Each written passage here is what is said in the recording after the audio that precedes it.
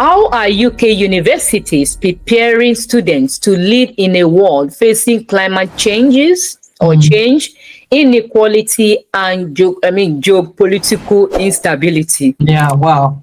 They're big questions, aren't they? I mean, yeah, and it's tough out there, isn't it? It's a really difficult, challenging world. You know, the news stories they're not very cheery a lot of the time, are they? Yeah. So, you know, I've always firmly believed that any type of education at any level, whether you're in a nursery school or whether you're in a university, cannot be transactional. This is all about building relationships, understanding people, and having a really good holistic view of what to educate, to learn, and to teach actually means. Yeah, this isn't just about imparting knowledge in a kind of transactional utilitarian way, because as we've just said, you can do that through a Google search or an AI bot or whatever it might be. It's about developing relationship. Sure. I remember when I was teaching in primary schools, and I often had classes of sort of 8-9-year-olds. And, you know, sometimes behavior was a bit tricky, and you'd have to kind of deal with some tricky situations with these, you know, kids who probably didn't want to be in school. But actually, it was about me understanding, well, what's going on for them? You know, what has happened in terms of, you know, in the family, you know, what's kind of triggered some poor behavior. And in terms of, you know, developing, again, that empathy, that self-awareness, that is all part of education. That then flows through as children and young people grow up into actually developing great habits that mean they can be really good citizens and bother to care about those bigger subjects that you talk about. And everyone will have a different focus, won't they, and a different passion. But what we try to do at university is to create the space for people to explore, you know, who they are, what they want to be, where the opportunities could be, and how they can contribute, you know, beyond their actual subject interest or their job. Because at the end of the day, I want my students to go and be, you know, great parts of their families, their communities, to give back to that, and to kind of feel a sense of responsibility in terms of being part of something bigger.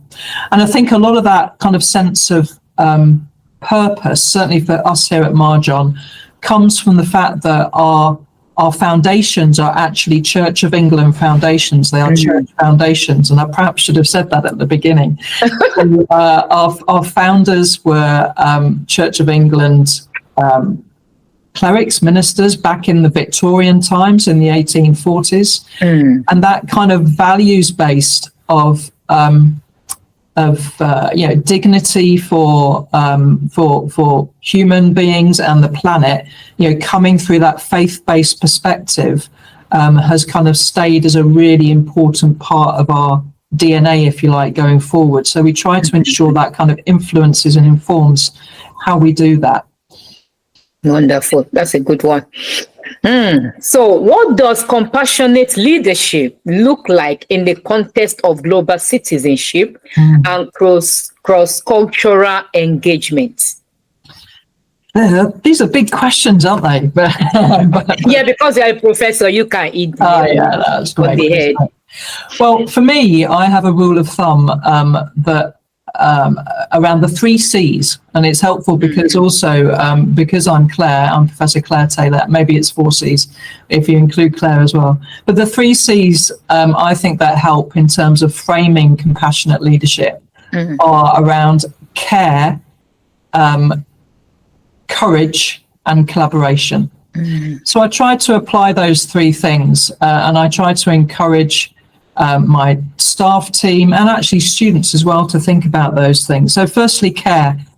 You know, kindness and care is so important and so underrated, and it's very, very basic, isn't it, in terms of how we interact with each other.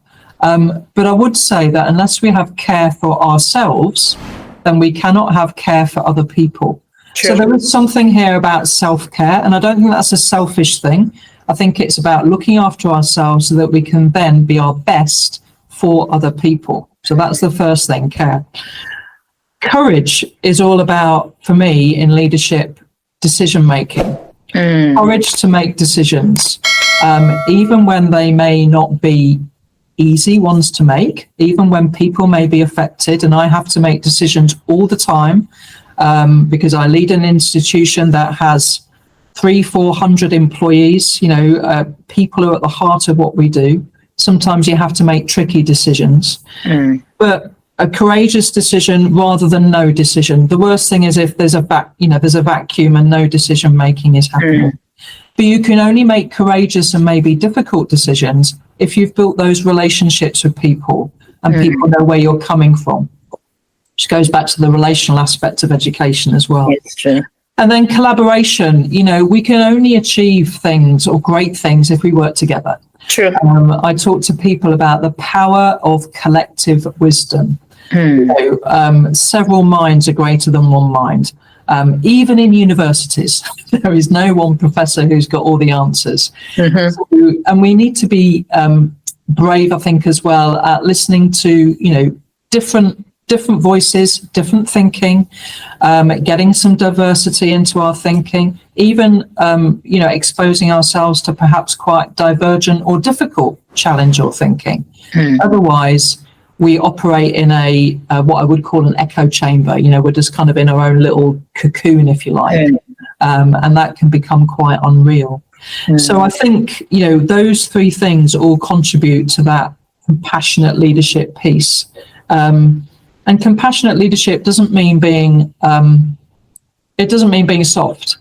There has to be moments where you have to be very, very clear, often quite hard sometimes, particularly around that courageous decision making. But my responsibility is to, my organisation as a whole, and as much as possible to look after everybody in the whole community who is part of that. Well, you mentioned collective wisdom, which is a very good one. Yeah.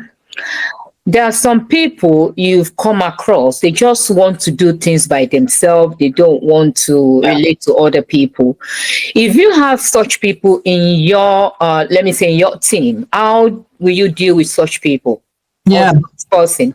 Yeah, great question. You're right. Yeah, there'll be some people who will just go their own way. Yeah. And once they're off, that's it. I found it really important across the university, and as I say, we have around 350 members of staff here at the moment, to ensure that everybody knows where they fit in with the bigger picture. Why are we here?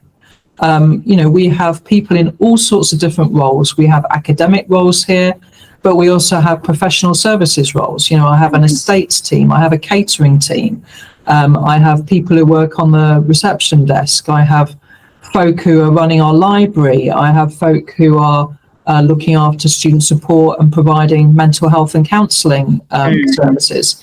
So, if I'm one of our amazing estates team, whose job it is to keep the grounds really, really neat and tidy and everything else, what's my role in terms of the bigger picture of the organisation?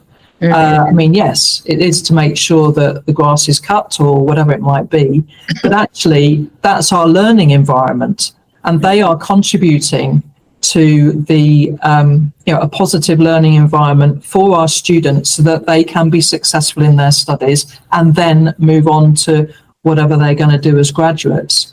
So spending time with people, helping them to see and appreciate and feel proud of the part that they're playing in terms of that much, much bigger picture and purpose is really, really important. And most of the time, if time is spent doing that, people get, okay, right, well, I know why I need to do this now, and I know I need to connect in with that team and that person because they're all part of the same kind of end goal. Yeah. Having said that, there may always be a minority who may choose to go their own way.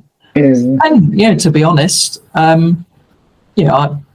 someone may be having a conversation that says, okay, well, do you want to be part of this bigger thing now? Or maybe, there's a different opportunity for you somewhere else. It is about fit with the organisation as well, which is really important.